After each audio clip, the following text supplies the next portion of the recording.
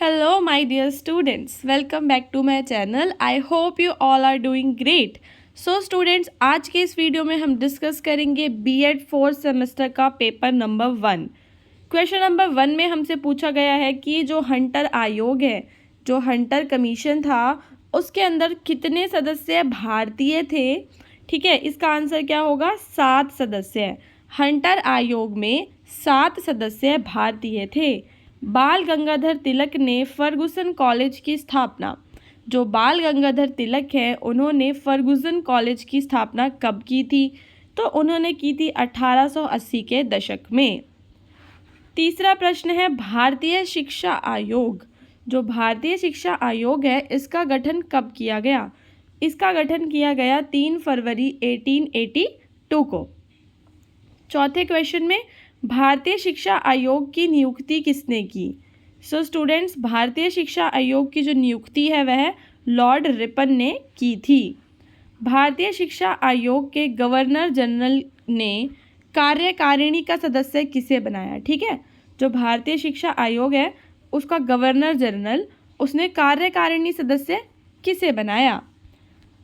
Students, इसका answer है William Hunter को। किसे बनाया? विलियम हंटर को। भारतीय शिक्षा आयोग को और किस नाम से जाना जाता है? स्टूडेंट्स, भारतीय शिक्षा आयोग का दूसरा नाम है हंटर आयोग। हंटर आयोग में कितने सदस्य थे? स्टूडेंट्स, क्या आप गैस करके बता सकते हैं कि हंटर आयोग में कितने सदस्य थे? इसका राइट आंसर है 20 सदस्य। हंटर आयोग में कितने सदस्य थे? 20 सदस्य। भारतीय शिक्षा आयोग ने अपने सुझावों एवं संस्तुतियों का कितने पृष्ठ का प्रतिवेदन तैयार किया था? भारतीय शिक्षा आयोग ने जो सुझाव दिए थे उनका कितने पेजेस का, ठीक है, देख रहे हो कितना डीप क्वेश्चन है, कितने पेजेस का प्रतिवेदन तैयार किया था? तो 600 पेजेस का। परिषदों की आय के साधन अत्यधिक न्यून थे और इनसे यह आशा करना असंभव था कि वे अपने दायित्व का स्वरूपन करेंगे। यह कथन किसका है? पहले आप कथन को ध्यान से देखिए। वो कह रहा है कि जो परिषदें थीं उनके पास जो आय के साधन थे वे तो बहुत ही ज़्यादा कम थे, तो ये आशा करना उनसे कि वो अपने जितने भी उन्हें काम दिए गए हैं उन सबको पूरा कर देंगे, वो तो बिल्कुल ही क्या है? गलत है, असंभव है। यह कथन किसका था? यह कथन था A.N. बासु का। नाउ स्टूडेंट्स, नेक्स्ट क्वेश्चन पे चलते हैं। प्राथमिक शिक्षा की वित्तीय जटिलताओं की समस्या की अवहेलना भारतीय शिक्षा आयोग की संस्तुतियों की अधिकांश उपयोगिता को नष्ट कर देती है। यह कथन किसका है? स्टूडेंट्स, यह कथन है नरुला एवं नायक का। ना स्टूडेंट्स, 1981-82 के माध्यमिक शिक्षा के लिए कितने विद्यालय खोले गए? तो 3916 विद्यालय। कितने विद्यालय खोले गए? 3916। आर्य समाज के प्रवर्तक, आपको पता होगा कि जो स्वामी दयानंद सरस्वती जी हैं उन्होंने आर्य समाज की स्थापना की थी। ठीक है, कब की थी इसके बारे में आपको पता है? उन्होंने की थी 1886 ईस्वी में। अब जो एनी बेसेंट हैं उन्होंने भी एक कॉलेज की स्थापना की। किस कॉलेज की? तो उन्होंने की थी सेंट्रल हिंदू कॉलेज की। ठीक है, किस कॉलेज की स्थापना की थी एनी बेसेंट ने? सेंट्रल हिंदू कॉलेज की। अलीगढ़ विश्वविद्यालय की लीड्स विश्वविद्यालय के उप कुलपति कौन थे? ठीक है, इसका आंसर है माइकल सैडलर। आपको लर्न कर लेना है माइकल सैडलर। कलकत्ता विश्वविद्यालय आयोग के सदस्य कौन थे? Doctor Gregory, doctor Michael Sadler, Philip Hing, या ये सारे? स्टूडेंट्स, ये तीन के तीनों ही जो हैं वो कलकत्ता विश्वविद्यालय आयोग के सदस्य थे। सेंट्रल हिंदू कॉलेज की स्थापना कब हुई? सेंट्रल हिंदू कॉलेज की स्थापना 1898 ईस्वी में हुई। आयोग के द्वारा प्राथमिक शिक्षा के लिए कितने विद्यालयों की स्थापना हुई? स्टूडेंट्स, प्राथमिक शिक्षा के लिए उस टाइम पे 82,916 विद्यालयों की स्थापना की गई थी। सन 1880 में ब्रिटिश लोकसभा द्वारा भारत का गवर्नर जनरल नियुक्त किया गया। किसे नियुक्त किया गया? लॉर्ड रिपन को। आपको याद कर लेना है 1880s में लॉर्ड रिपन। ठीक है ना स्टूडेंट्स, चलते हैं अगले क्वेश्चन पे। हंटर कमीशन की जो नियुक्ति है वह कब और किसने की?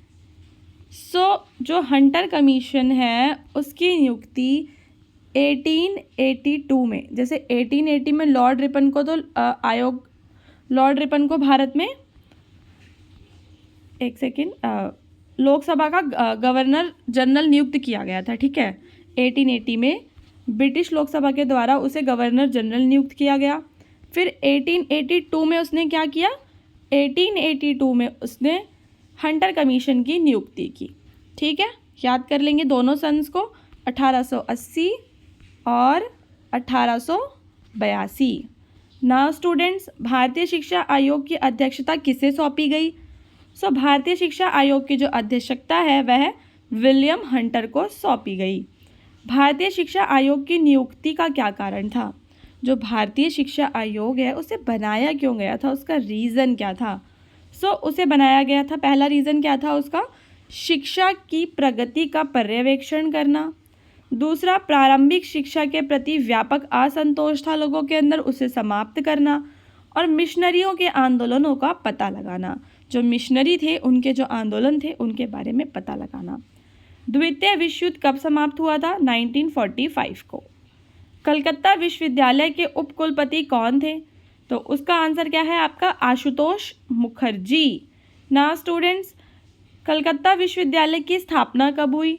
कलकत्ता विश्वविद्यालय की जो स्थापना है वह सन 1917 में हुई थी।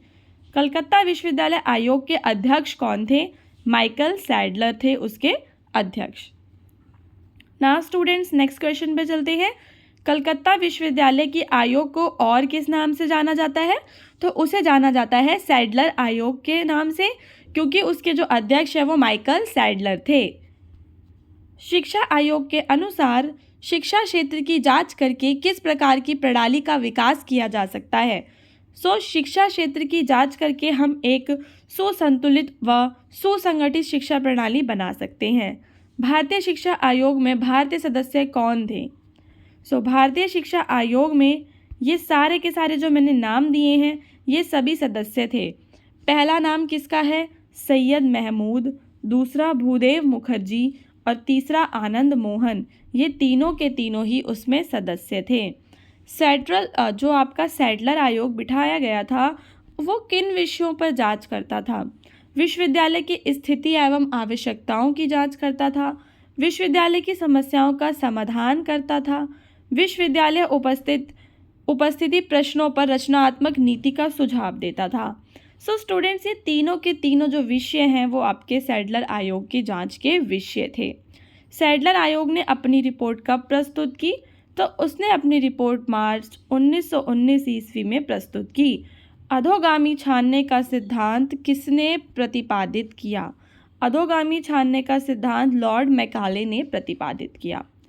माध्यमिक शिक्षा पुनर्गठन समिति के अध्यक्ष कौन थे?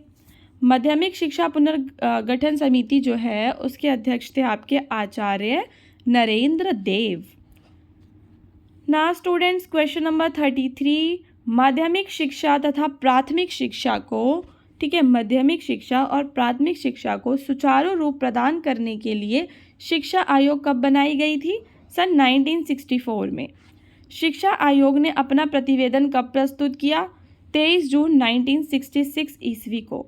शिक्षा आयोग के प्रतिवेदन के 3 भाग थे। ठीक है, क्वेश्चन नंबर 35 में आपसे पूछा है जो शिक्षा आयोग का प्रतिवेदन था उसके कितने भाग थे? उसके भाग थे 3। शिक्षा आयोग का क्या नाम था? शिक्षा एवं राष्ट्रीय प्रगति। शिक्षा आयोग की नियुक्ति का क्या कारण था? उसका कारण थे ये सारे के सारे। पहला क्या? समग्र शिक्षा एक इकाई के रूप में, सामाजिक एवं आर्थिक क्रांति का एकमात्र साधन शिक्षा, और शिक्षा का आधार कैसा हो? भारतीय हो। भारत में पाश्चात्य ईसाई धर्म, ठीक है, पाश्चात्य यूरोपियन संस्कृति, पाश्चात्य ज्ञान विज्ञान का प्रसार कर भारतीयों को पाश्चात्य जहाँ पहनाने का प्रबल समर्थक कौन था? वो था आपका लॉर्ड मैकाले। ठीक है, जो लॉर्ड मैकाले था उसका ये काम था कि वो भारतीय लोगों को यूरोपीय बनाना चाहता था। शिक्षा आयोग ने अपना प्रतिवेदन किसके समक्ष प्रस्तुत किया? शिक्षा आयोग ने अपना प्रतिवेदन MC छांगला के समक्ष प्रस्तुत किया। भारतीय शिक्षा आयोग ने कौन सी शिक्षा संरचना प्रस्तावित की? स्टूडेंट्स, उन्होंने की थी 10+2+3 की। ठीक है, अब वैसे ये बदल चुकी है। अगर आप नया देखेंगे, जो आपकी 2020 वाली है वो डिफरेंट है। उसके अंदर ऐसा कुछ है कि शुरू के 5 साल, फिर 3 साल। वो नीचे कमेंट करके बताना, ठीक है। शिक्षा आयोग के अंतर्गत शिक्षा के किस स्तर की जांच आवश्यक है? शिक्षा आयोग क्या कहता है कि शिक्षा के कौन से स्तर की जांच करना आवश्यक है? इसका आंसर क्या होगा आपका? ये सारे के सारे, प्राथमिक शिक्षा की भी करनी है, माध्यमिक की भी करनी है और उच्च शिक्षा की भी करनी है। सामाजिक एवं आर्थिक क्रांति का विकास किसके माध्यम से हो सकता है? सामाजिक एवं आर्थिक क्रांति का विकास हो सकता है संपूर्ण शिक्षा के माध्यम से। शिक्षा के द्वारा किन चीज़ों का विकास किया जा सकता है? कृषि तथा उद्योगों का भी किया जा सकता है, रहन सहन का स्तर ऊंचा किया जा सकता है, गरीबी भी दूर की जा सकती है। तो ये तीनों के तीनों ही हैं जिनका विकास शिक्षा के द्वारा किया जा सकता है। शिक्षा आयोग की नियुक्ति का क्या कारण था? शिक्षा आयोग की नियुक्ति का कारण था देश के प्रति जो असंतुष्टि की भावना थी उसको समाप्त करना। निस्पंदन या छनाई के सिद्धांत किसने दिया? मैकाले ने दिया। लॉर्ड विलियम बेंटिक ने त्यागपत्र कब दिया? 1835 ईस्वी में। अंग्रेजी भाषा व साहित्य का प्रकट विद्वान कौन था? लॉर्ड जो मैकाले है ना, वह अंग्रेजी भाषा का, अंग्रेजी साहित्य का एक बहुत बड़ा विद्वान था। शिक्षा आयोग के पूर्व शिक्षा किस ढांचे पर आधारित थी? तो आपको पता होगा कि उस टाइम पे तो ब्रिटिशर्स का ही बोलबाला था, तो वो ब्रिटिश ढांचे पर ही आधारित थी। लॉर्ड मैकाले भारतीयों में किस वर्ग को शिक्षित करने के पक्ष में था? उसका मेन मोटिव था कि जो उच्च वर्ग के लोग हैं, अमीर लोग हैं, उन्हें शिक्षित किया जाए। स्टूडेंट्स, ये थे हमारे काफ़ी सारे जो क्वेश्चंस जिन्हें हमने अभी डिस्कस किया। अगर आपको किसी भी क्वेश्चन में डाउट है तो नीचे कमेंट करके ज़रूर बताएं। ऑल्सो अगर आपको इसी तरह के और वीडियोस चाहिए आपके बीएड से रिलेटेड, तो आप चैनल को क्या करेंगे? सब्सक्राइब करेंगे।